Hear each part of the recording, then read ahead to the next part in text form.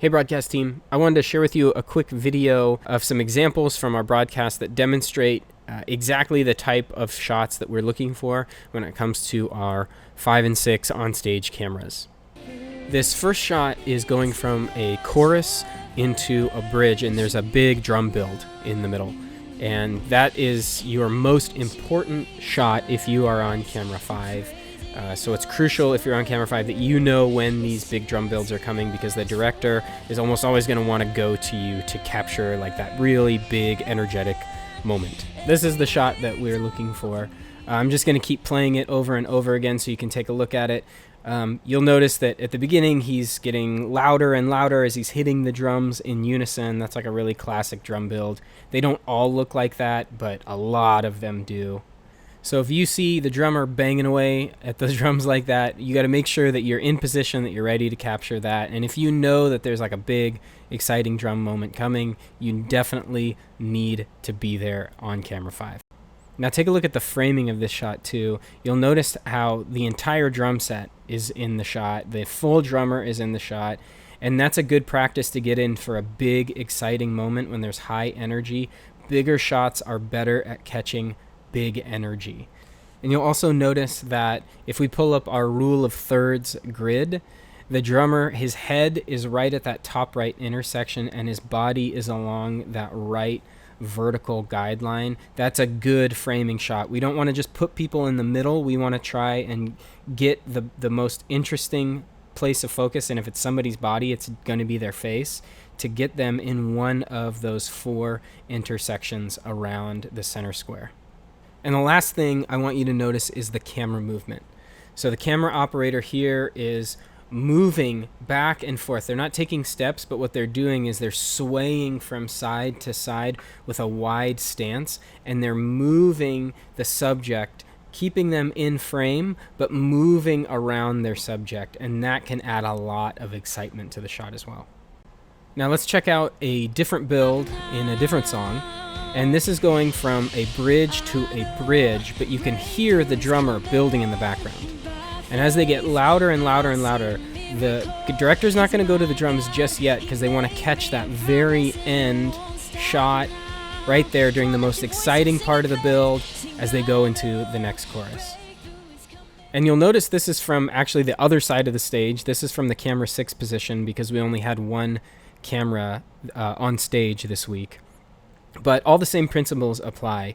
The drummer is positioned on that right upper intersection for the rule of thirds guide, and there's lots of movement back and forth around the subject.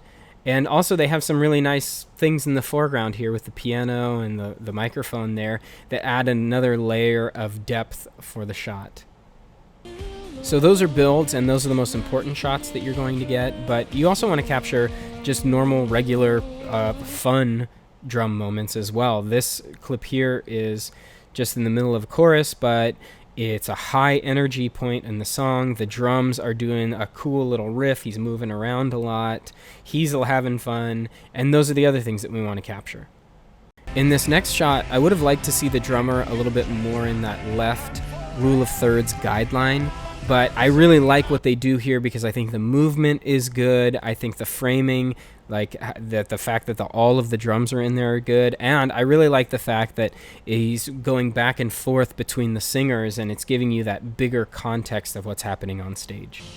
Let's move over to keys. This is another big, like fun, energetic moment. And you'll notice that a lot of the same things apply. So the keys player is on that left guideline of the rule of thirds. All of the keys are within the shot. The keys kind of follow the lower horizontal guideline, and there's good camera movement. All around, it's just a good shot. Here's another from the other side. This shot's great because you can get the worship leaders on the other side of the keys.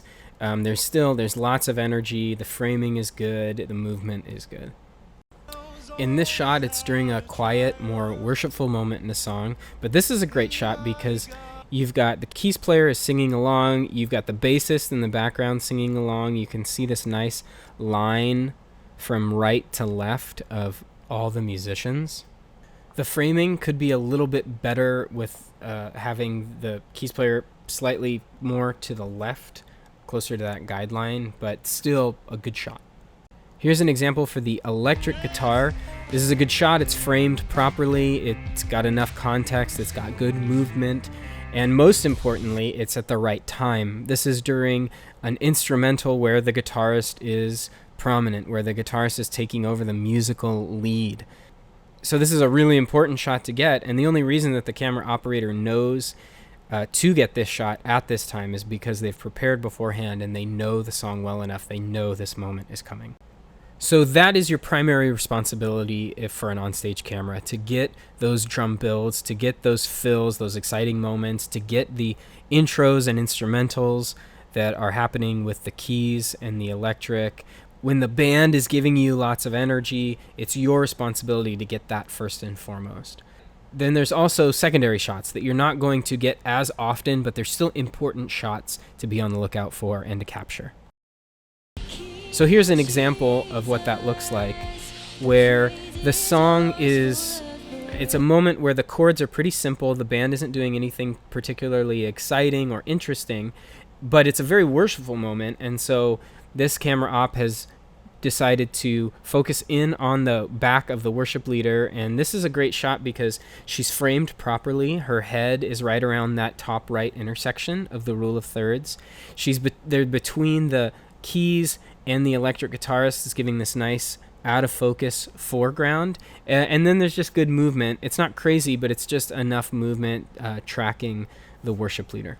This next clip is the outro of a song. It's a big declarative moment where the congregation is often going to be the most worshipful, singing as loud as they can, and so the camera op decides to move off of drums that don't have any big prominent moments and go to the congregation. And this is a great decision because you can see people worshiping. We want to capture that.